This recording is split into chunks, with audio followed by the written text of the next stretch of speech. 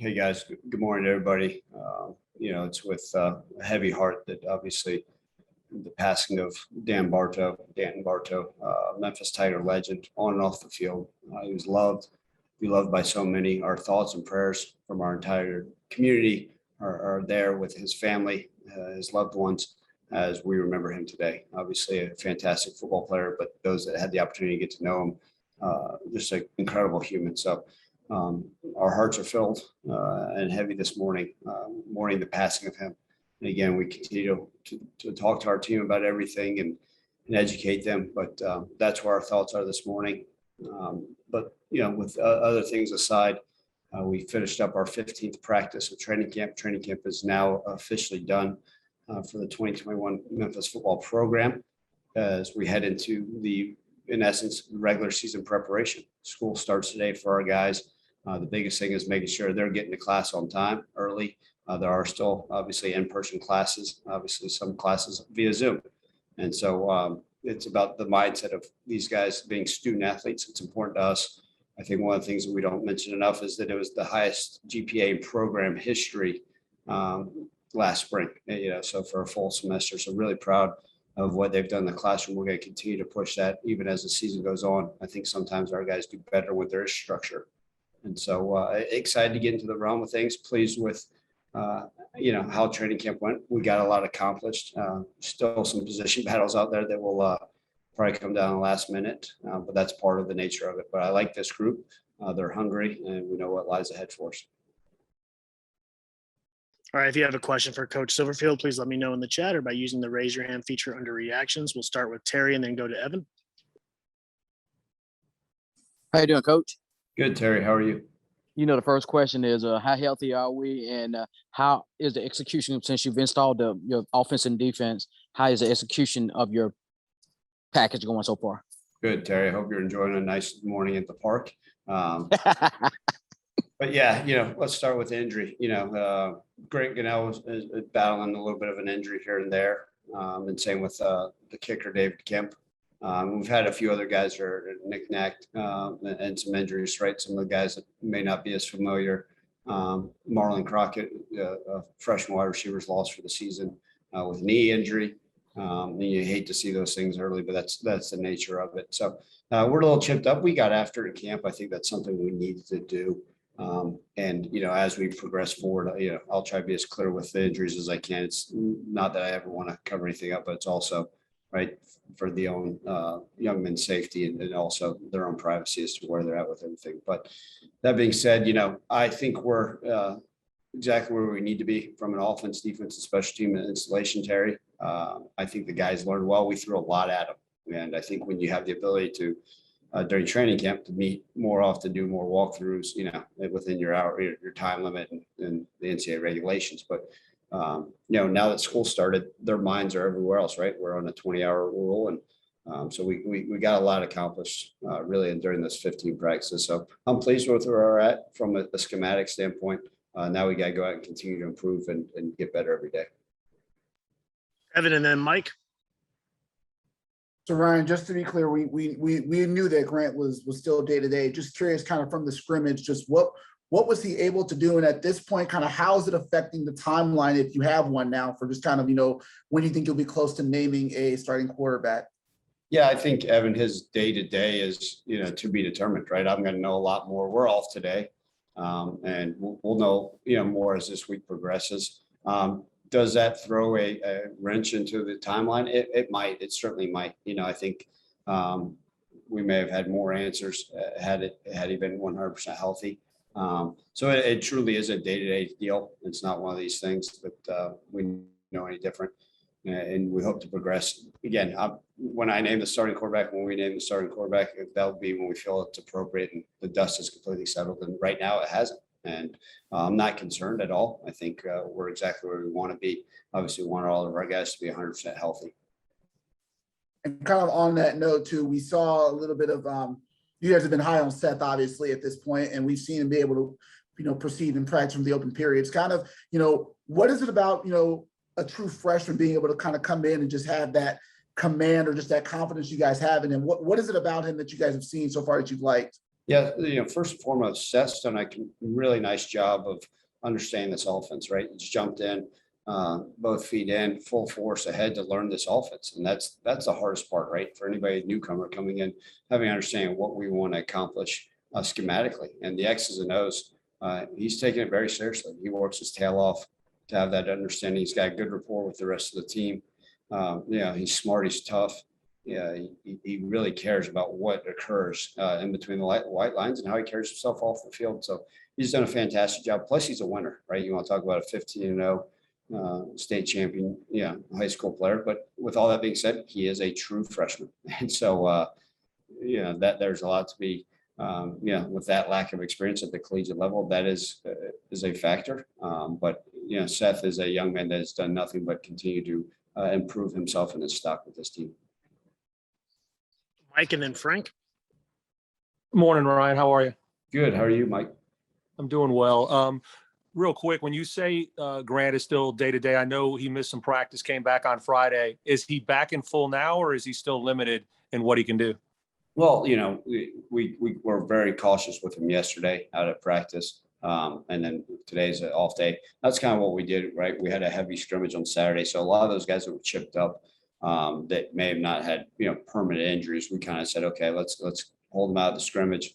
Let's be limited with them yesterday and then give them a full day of, let them get to classes, do the recovery, and then let's see where they're at, coming Tuesday morning for practice. So, we'll see where he stands. I'll have a conversation with him this afternoon and see how he's feeling, and then see what it looks like in the morning, right? A lot of these guys just kind of get completely off their legs sometimes helps them. Getting a full day of treatment, in between classes is also good for them as well.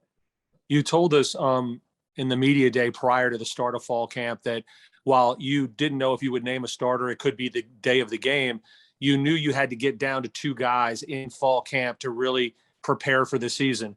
Is it safe to say that Grant and Seth are what you've cut down to in terms of reps to get those 2 guys ready to go? Or is that still a work in progress, even though we're less than 2 weeks before the season opener? Yeah, you're right, Mike. I mean, like I said, I would love to have knocked it down to 2 guys, but we're not there yet, right? Because of Grant being day to day with some injuries, right? Keelan Brown's gotten plenty of reps with the first and second team as well.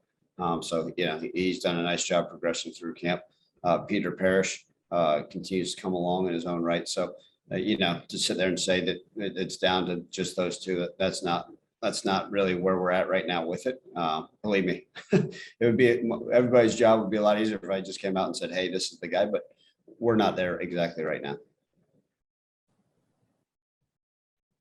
Frank and then Mark. Ron, I know this was a pretty important fall camp for your transfers coming in. How did you feel they were able to kind of get things schematically through these last few weeks?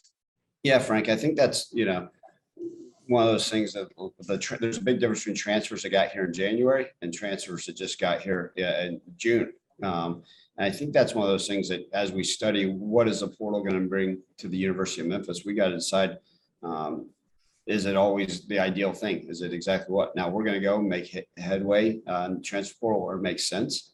But, we did a study, and I guess we have currently 20 guys on NFL rosters right now, and 15 of those guys are high school guys and 5 of them are junior college. So none of those transfers right now. Now, that doesn't mean, obviously, the portal's become a hot and heavy thing, more so as of late, and we'll use it. And we're certainly going to bring guys in, but it's our job to make sure we're evaluating. It's a lot, right? A guy comes in and says, man, this is different than how we did it at school Y, or man, we work differently than we did at school Z. So just getting them accustomed to the way we do things. Our standards here are different. I like to think that we've got high expectations with everything we do. So a lot of it's just getting to learn, man, this is how we do it. So, but I've been pleased. They were all bought in.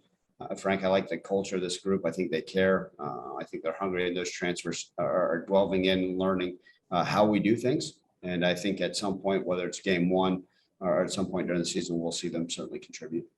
And then going back to the quarterback conversation, how do you feel your receivers have handled just the connection with different quarterbacks coming in and out of reps? Yeah, that's a great question. I think that's part of it, right? How's Calvin Austin, Javon Ivory, Sean Dykes, even the running backs, how they handled the variety of quarterbacks. And kudos to those guys. They've been fantastic about whoever is throwing them the ball, about being on the same page. get into a rhythm with it. There's, certain guys that throw certain balls better than others and certain different, route concepts that match up with a quarterback's talents. But they've been great. There's been no, man, when are we going to decide on this? When are we going to, they've been fantastic. And so look, as we continue to get closer to the game, I think the timing of things will occur more and more. I look at this, Frank, last year as our defense kept improving as the season went on, right? And I think that's part of it. When you go to a quarterback competition, there is a big rotation of things. But hopefully, whoever we choose as our quarterback, that rhythm continues to get better and better as we progress in the season as well. Appreciate you, Ryan. Thank you. Hope you're enjoying Memphis, Frank. I am. Now that I'm settled, I'm having a good time. Good. Mark, and then back to Terry. Hey, Ryan. Got a bunch of guys on this team who, if they weren't for COVID-19, would not have been able to come back. They got that extra year. I'm curious, as you look back on the offseason, one, how those conversations went, both, from both sides. Because, you've talked about roster management, but also them wanting to come back, you being able to figure out the scholarship form back. And then I'm curious, now that you're approaching the season, having guys like Jacoby Francis and Sean Dykes, super seniors, if you will, what have they done for the program, having those types of guys back? Yeah, let me start with this. Those conversations, really for some of them start occurring in December. Mark, as we're bowl prepping, I met with every single player on our roster and had them come and talk to me. And, some of those conversations occurred then. There's one or two that I knew, yeah, hey, coach, I'm coming back. If you'll have me back, I'm coming back. And a couple guys that wanted to come back, and we just felt it wasn't the best fit, right? Whether from a scholarship management number to where we needed to head with this program. So that's the reality of it, right? I mean, it's regardless of what public opinion is, there's certain guys that didn't fit what we want to do moving forward. And then there's other guys, right, that I got calls from 2 nights after the bowl game, or, hey, coach, jump on FaceTime. I want to talk to you about something and surprise me with some great news. And, I think those relationships, and that's part of, I was very fortunate having been around a lot of these guys. I talk about those super seniors. So we've been here since the beginning. And so those relationships continue to get stronger and stronger on a day-to-day basis. And then you ask what they mean to the program. Mark, I think we're able to work the way we do because of those guys. They understand, right? When you almost have a third of a new roster, it's teaching these guys, hey, here's how we do things. Here's the expectations of a Memphis football program. Here's how Ryan Silverfield is a coach. Here's how we do things. Here's how we eat. Here's how we communicate. Here's how we learn. Here's how we practice. And having those guys around that have been it and understand what this program's all about has been absolutely fantastic. I give them a lot of credit because I always say this, leadership can occur for them, Mark, is when I don't have to sit there and tell them this is how we do it, when their own players are saying, hey, this is how we do things. And I think that's phenomenal. And I'm very, very fortunate that those guys decided to come back and it's worked out well. And then I actually had a follow-up on the quarterback discussion. I'm curious, how involved were you previously? Obviously last year there wasn't really a starting quarterback decision to be made.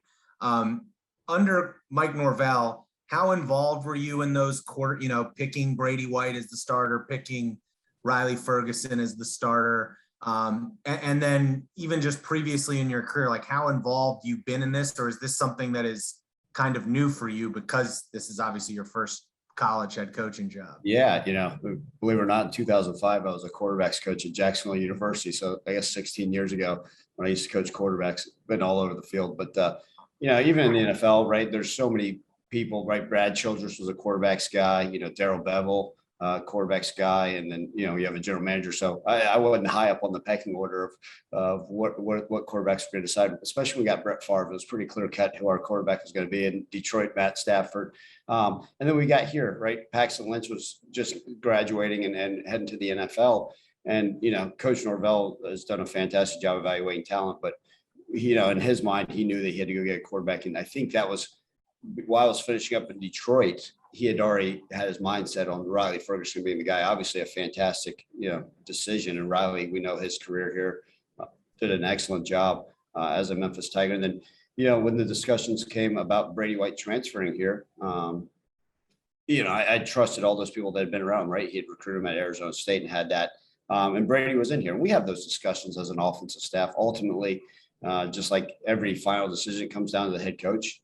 Obviously, you guys know my relationship with Mike, and I trust him fully. And so we had talked about some things we saw, hey, the intangibles, all that. So, but obviously, coach did a great job with Brady White. We know that success story. And then we come into this year, and truly for the first time, an open quarterback competition, which we haven't had at Memphis in a long time.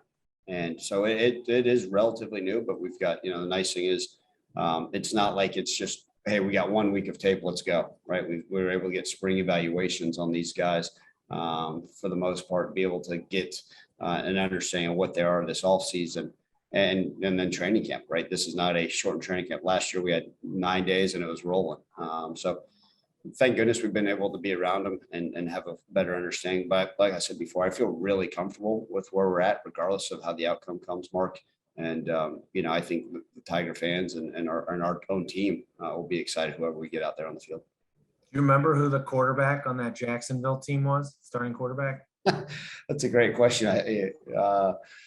That just shows you how bad my memory is. I do know he's a lawyer now and having success, but no, he was. I can't tell you off the top of my head without giving you a wrong name. Got it. Thank you, Brian. Terry, then Evan. Hey, Coach, how has the development been so far with the offensive line and defensive line, and which unit is above one another right now? Oh, good question, Terry. So, let's start with the O-line, my old stomping grounds. I think they've really meshed well together. I think that's the nice thing is being able to have those guys play together. I think they're playing more physical, which I like to see. The communications there. We have been able to rotate guys, as say, Ryan, is that because you don't feel comfortable with them? It's because I feel like we got some depth at some spots. And so obviously we know there's some faces, but they're coming along well. And they're working their tails off, and they've got a sense of pride. They know what the expectations were in the offensive line room and the way it's been done at the University of Memphis. So they're coming along well. And then the D line, like I told you, I really like that group. They're getting after it. They're doing a nice job as well, right? That I talked about the depth on defense, and we've got guys, I feel comfortable. We feel like we have probably 9 guys on the D line that we can rotate through without skipping a beat, which is good. Sure, you want to have your studs up there, but I really like the direction they're continuing to head. And I mentioned that to you guys before, right? The trenches is somewhere we had to get better this offseason. And, I say that ever since, the Penn State game, right? Where do we need to improve? In the Cincinnati game? I think all those things go hand in hand. Is one above the other? No. But there's, one day it's a good day for the offensive line, maybe a good rep, maybe a good segment. And then the next day it's good for the defensive line. So they've been getting after it. It's been fun to watch them battle in camp. All right, Evan, and then we'll wrap up with Mike. Ryan, we talked to David Glidden the other day about Gabe Rogers, and we heard that he's now been working with the wide receivers. So I'm just curious. I think in the spring you mentioned he's a versatile guy who moved over to offense, but just what are you seeing from him now? And with Glidden mentioning his hybrid potential, do you see him kind of like being a candidate to fill that kind of void or that role that we've seen from Tony Pollard and Kenny Gainwell? Yeah, I appreciate using the word candidate rather than comparing them directly to those two guys. So thank you for that. No, Gabe is a guy, right, that moved over. He was one of those, Evan, that I had the conversation with in December about what was his future like with the program, and very candid with him about, his success at defensive back. And we knew how explosive he was. We saw, the kick return a couple of years ago versus Navy. So we know he's capable in an athlete. And so we said, yeah, let's move you over to offense and try it. He is capable of carrying the ball. Is it as natural with him in the backfield? No different than, again, I'm not making a comparison to Antonio Gibson, right? Antonio Gibson didn't line up as a running back a whole lot prior to coming here, even prior to halfway through his senior year. But, I do think that Gabe has a tremendous upside. He's a fantastic athlete with great hands, great speed, but does have those things that you're looking for, having those character traits on the field that can allow him to be that slash type player for us. And that's the thing. That's another chess piece that we're excited about to be able to add to this offense for sure. Is it interesting because, again, we mentioned the kick return against Navy. Was that kind of like an indicator like, hey, we got to find a way to get this guy the ball more? Or was it something you guys maybe noticed more in 2020 when he was returning a little bit more? Yeah, so he didn't have a ton of success as a returner in 2020. Let's just call it what it is. And, he was on the defensive side of the ball.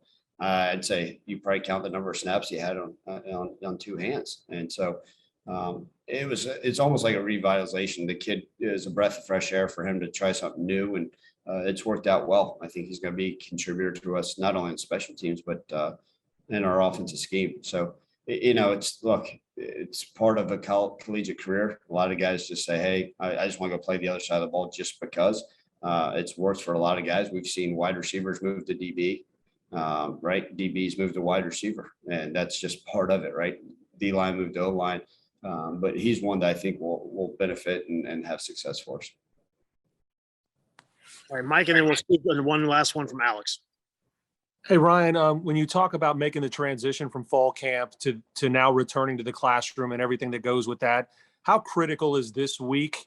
Because you still have the clock counting down to a season opener that's less than 2 weeks away. So how critical is this week when you make that transition from fall camp to getting work done before you get into game week next week? Yeah, Mike, you're absolutely right. So work still needs to be done. That's the key to this whole deal.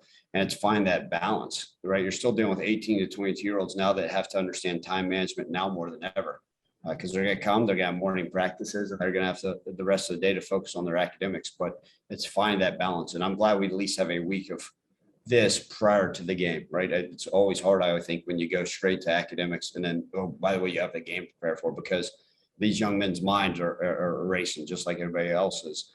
So it's going to be critical. I talked to our staff. We had a staff meeting this morning just saying, hey, the biggest thing is check in on our guys, because they've got a lot going on, and we got to make sure they do what they need to on a day-to-day. We got to keep pushing the preparation, make sure they're taking care of their bodies.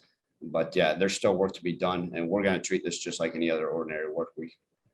And I want to ask you, Ryan, how difficult was the conversation with your players today? Because obviously a lot of them may probably not even born when Denton played, but obviously the legacy that he left at the university. How difficult was that when you heard the news and then had to pass it along to your coaching staff and your players? Yeah, so I haven't had the opportunity to meet with our players, but what we did last night, Mike, as we're wrapping up practice, people have kept me informed on Dan's health on a day-to-day. People have been and keeping me updated on what it was. And what I told our team last night in our huddle, I said, listen, as before we exit the field, I said, I don't care who you pray to, and I know we all got to pray for loved ones that are suffering throughout our country and throughout our world right now. But do me a favor and pray for Dan. We talked about his story last week and shared that with him. I said, pray for him, pray for his family, because it's, times are hard on right now. And then getting the news this morning, just so sad, because what he meant not only to this football program, but this community and everybody that's ever been around him. So we lost a legend on and off the field. He'll never be forgotten. And again, my thoughts and my feelings and my emotions go out towards his family, because I can't fathom what they're going through right now. And our team will constantly remember him and everything he meant to our program. Thanks, Ryan. Last one for Alex. Hey there, Coach. Hey, Alex, how are always you? a pleasure to see you. To follow up on what Mike was talking about regarding Danton, will there be a conversation? Has there been a conversation with your players about getting vaccinated these days? Is that more of an individual thing, or is that a team conversation you'll have about the importance of that? Yeah, Alex, we actually educate them every single day. In fact, I've used a variety of PowerPoint slides almost ad nauseum to try to educate our guys on the importance of it. And, are we 100% no, but we're getting close. And I feel very comfortable with where our number is. Obviously, I won't feel comfortable to our 100%, but it's an educational piece, right? We'll never force one of our guys to get it done. Obviously, exciting news about Pfizer being FDA approved. That's another educational piece that we'll provide to our guys. In fact, I sent out that message as soon as I got news to our entire team about that. And again, we're getting really close. And I think our young men are understanding the importance of it, especially in this region, of how important it is to take care of ourselves, not only for the health and safety of us as a team, but our loved ones as well. And it's a constant educational piece. And like I said, comfortable where we're at, but not completely comfortable to our 100%. Thank you, Coach. Thank you. Good to see you. Thanks, everyone. Have a nice day. Thank you, guys.